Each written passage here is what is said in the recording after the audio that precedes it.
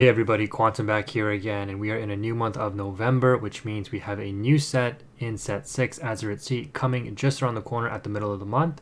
And in this video, we're going to be looking at some of the new cards and new decks that you could be building with some of these new cards. Now, I do plan to get back to Tabletop Simulator very soon. Life was very busy over the past couple weeks, but thankfully things are calming down as we aim to close out the year. And so I actually have arrangements to get some games in with some of these new cards. So if you're excited to see those, make sure you subscribe. If you want to see this deck tested, also let me know. But what I have for you here is a Sapphire Emerald deck, and one of the new cards that really caught my attention is this Bend to My Will. It's a very powerful action, but it is very costly and it is uninkable. 7 cost, and it says each opponent discards all cards in their hand. Now, obviously, not being a song, you cannot sing this, so you have to hard cast it, which means it uses up your ink for the turn most likely, similar to what Be Prepared did in previous sets, right, or previous metas from set 1. So how good could this card really be? Well, in certain matchups, it can definitely be very, very powerful, as we have seen some decks really focus around, or meta competitive decks focus around really beefing up their hand. You think about Ruby Amethyst, Emerald Steel Discard, using Prince John, Diablos, Beast Tragic Heroes, etc. And this card can just wipe the floor with those kinds of decks. But being so expensive, how will you actually try to get this out in a meaningful way?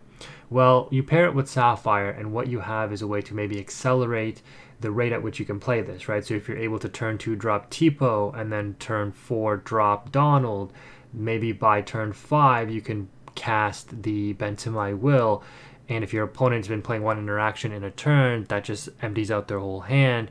And then in order to maybe deal with their board in the interim or after the fact that you've discarded their hand, you can play certain bounce cards like Mother Gothel, like the Cloud Kicker to deal with some aggro threats.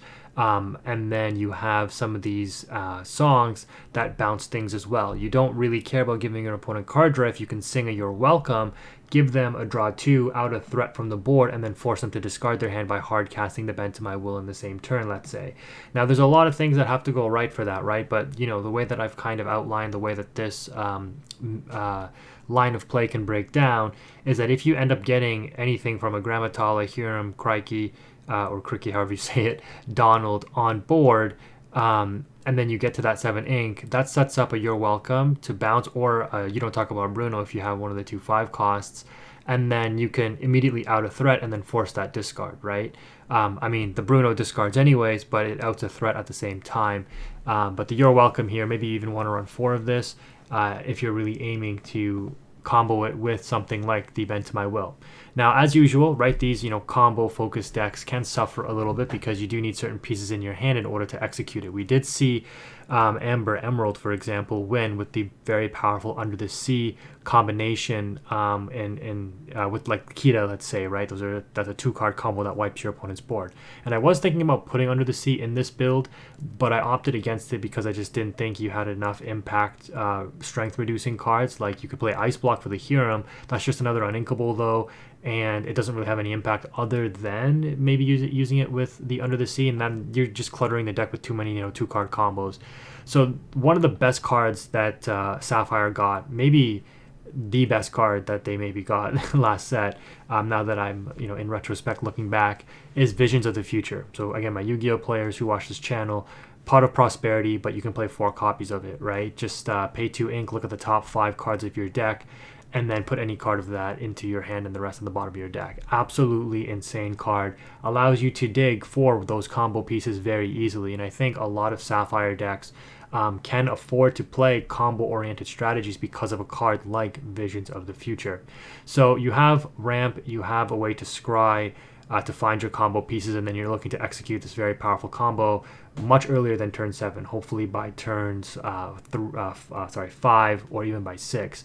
And again, even if your opponent has a very strong line of play from turns 1, 2, and 3, you can maybe slow them down a little bit with things like the Mother Gothel. You do have to pay 5 in order to execute this ability.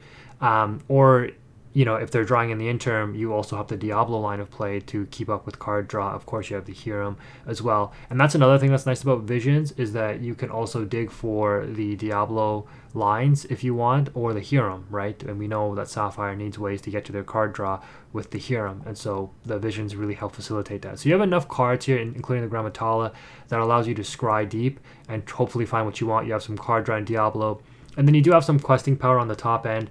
Again, you do have to kind of sacrifice your character count here in order to play a lot of these, board control kind of cards and control S cards with like Bend to My Will, You're Welcome, we don't talk about Bruno.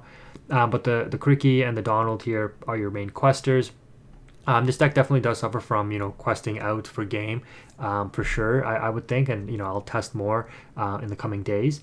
But I think once you get these on board, the Cricky can help beef up all your characters and then wipe out your opponent's board. So after you force the discard, you just clean up their board by playing by having hopefully a Cricky on board the following turn and just clearing out whatever they have.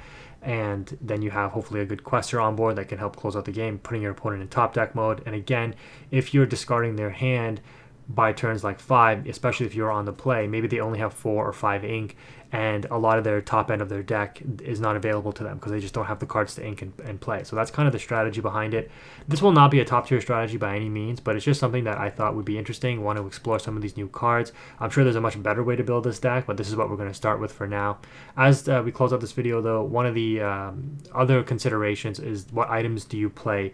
Do you play Lucky Dimes? Because, Sapphire, you should be playing Lucky Dime, maybe diming the Cricky, the Donald.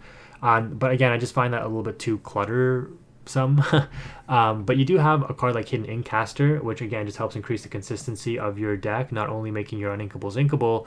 Not that that really matters too much, but obviously, if you draw multiples of these, they're kind of useless. So, you could opt to play 3 because you can scry for it maybe, but if you want to play 4, the Hidden Inkcaster allows you to ink it. You could opt to play other uninkable cards because of a card like this. Like you can opt to play the Chicha engine because you are also playing Fishbone to help you ramp. So you have a lot of different opportunities. You can ramp with the Tipo on 2, you can ramp with the Fishbone on 3, and then the Donald hopefully by turn 4 because you hit a Tipo or a Fishbone earlier on, and then that facilitates the early play by turn 5 on the Bend to My Will. But yeah, Popsicle is pretty standard, a draw card as well. Same with Hidden Inkcaster. It does cost 2, but it also draws you a card and then allows you to ink the extra Bend to My Wills and even the Diablos if you don't need them. So, and then again, these are all just card draw for Hiram. So an interesting concept. Not playing any other discard because you're just focusing on, I just want to wipe out your whole hand with this new action. We'll see how good it is. But yeah, if you're interested, make sure that you stay tuned and we'll make sure to test it out soon.